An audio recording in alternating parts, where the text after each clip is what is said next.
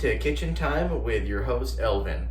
I've been getting a lot of requests out there for how to make my special cup of cold coffee, perfect for those summer days.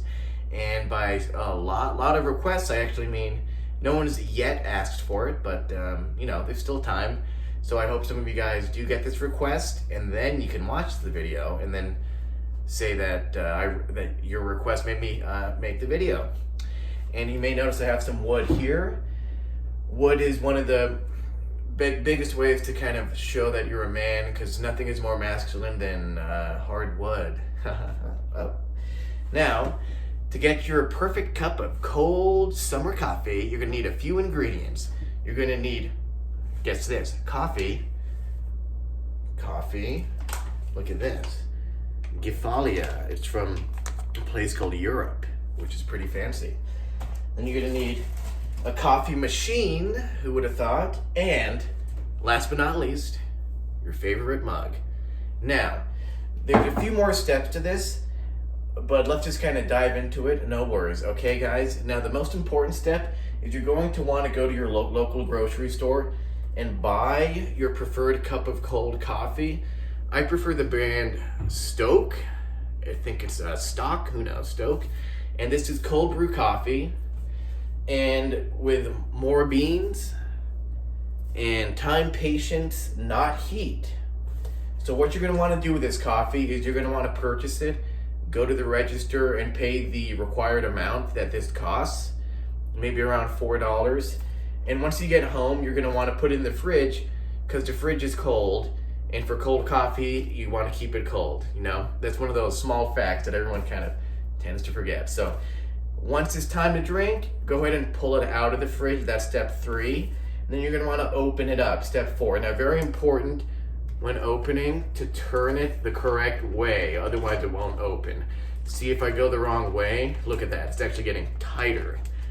Oof. Now you're gonna wanna go the other way. See that, guys, getting loose? And now that opens it right up, okay? And you're gonna want that to breathe a bit.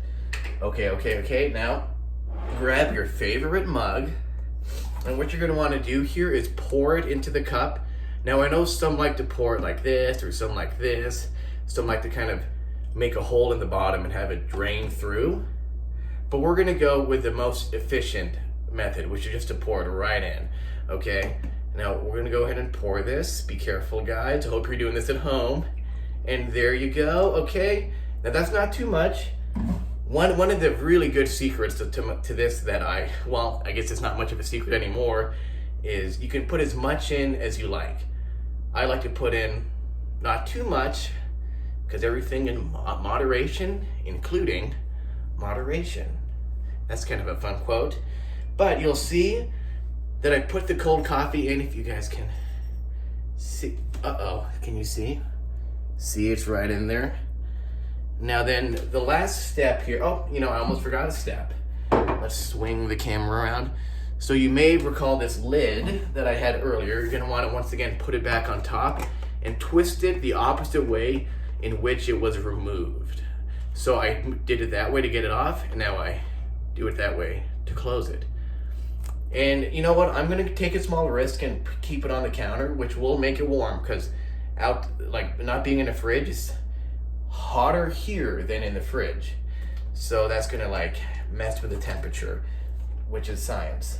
And then finally, guys, if we could all grab our mug here, and those were my maybe 4 or 5 steps to the perfect summer cold coffee brew. I hope you guys enjoy. Cheers.